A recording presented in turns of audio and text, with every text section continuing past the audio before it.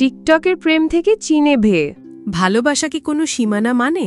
ধর্ম, বর্ণ, দেশ এসব কি সত্যি ভালোবাসার পথে বাধা?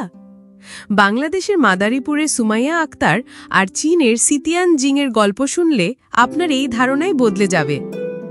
মাদারীপুর সদর উপজেলার উত্তর মহিষাচরের ১৯ বছর বয়সী কলেজ ছাত্রী সুমাইয়া, অন্যদিকে চীনের সাংহাইয়ের ২৬ বছর বয়সী রেস্টুরেন্ট ব্যবসায়ী সিতিয়ান জিং। দুজনের পরিচয় হয় টিকটকে। সিতিয়ানকে প্রথম দেখাতেই ভালো লেগে যায় সুমাইয়ার। এরপর ইউটাচ অ্যাপের মাধ্যমে শুরু হয় তাদের কথোপকথন। সফটওয়্যারের সাহায্যে ভাষা অনুবাদ করে একে অপরের মনের কথা জানাতো তারা। অবিশ্বাস্য হলো সত্যি, মাত্র ৪ মাসের প্রেমের টানে সিতিয়ান চলে এসেছেন বাংলাদেশে। ২৪শে জুলাই চীন থেকে সরাসরি ঢাকায়। এরপর ২৬শে জুলাই ঢাকা থেকে সুমাইয়ার বাড়িতে মাদারীপুরের মহিষাচরে।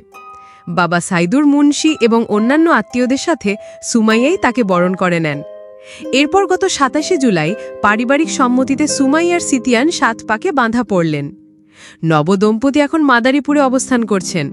সুমাইয়া নিজেই জানিয়েছেন, সিতিয়ান যখন প্লেনে ওঠার কথা বলেন তখন তিনি বিশ্বাস করেননি, কিন্তু সিতিয়ান যখন ভারত থেকে জানান যে তিনি আসছেন তখন সুমাইয়া নিশ্চিত হন।